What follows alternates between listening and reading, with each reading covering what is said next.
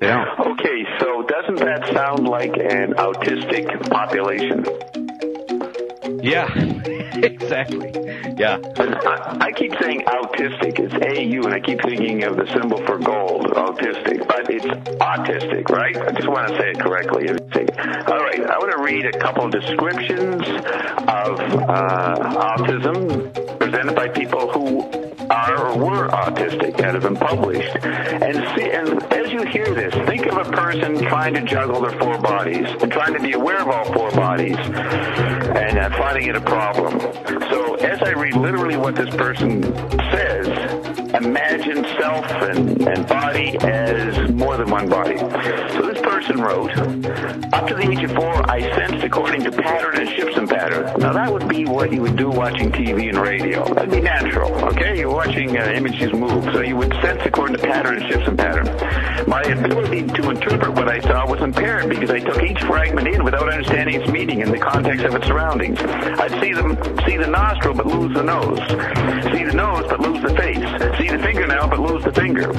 My ability to interpret what I heard was equally impaired. I heard the intonation but lost the meaning of the words, got a few of the words but lost the sentence. I couldn't consistently process the meaning of my own body messages if I was focusing in on something with my eyes or ears. It goes on.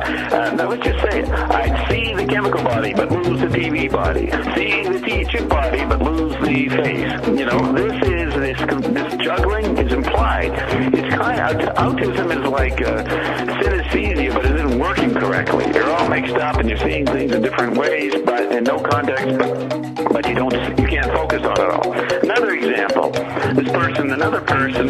same person says, back in the beginning, in the time before mind, before he had a sense of mind, I was not my body, nor even considered my selfhood necessarily to exist there. There was me and there was the thing others might have called my body, but there was no feeling that this thing belonged to me, and the concept that it was actually part of me was a very difficult one to grasp more than just theory. Now, as people understand more and more what I'm saying about the four bodies, they could say that. They could say or realize, like your college friends, that I'm not too interested in my chemical body. I'm interested in my chip body, and people talk about my chemical body. James tells me to panic about the Federal Reserve of my chemical body, but I can't see it. You get what I'm getting at here? The actual descriptions of autism are the expressions of what one does when you're juggling four bodies. You can't check it all. You can't keep the context. It says here, think of people today and what you experienced, James, your friends are on dinner party, and they start phoning people, and they don't remember what you said, and then that's interrupted by something else. They are getting glimpses of this, but it sounds like this autistic description. It is characteristic of the autistic memory that it is prodigiously retentive of particulars. Now think of daily news. They're always amplifying particulars about this and that, right? All kinds of stuff. You can remember all the particulars that you hear in a news broadcast. The large and the small, the trivial and momentous may be indifferently mixed without any sense of salience of foreground versus background. Now think of that as applying to the four bodies. Think of actually the chip body, the TV body, and how you don't have any priority in what you take. In other words, they will talk to James about the important role of the Federal Reserve, and then the next minute they're finding out how to continue getting in debt. All right? And then James gets upset about that. And you're watching how they haven't taken in the importance of the Federal Reserve topic and given it priority over taking a phone call, which then goes on their bill. It's all one blur.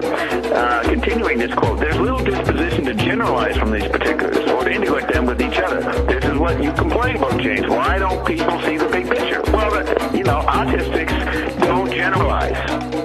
Just embedded in the particulars. So there's little disposition to generalize from these particulars or to integrate them with each other, causally or historically, or with the self. Don't even connect it to the self. In such a memory, there tends to be an immovable connection of scene and time, of content and context.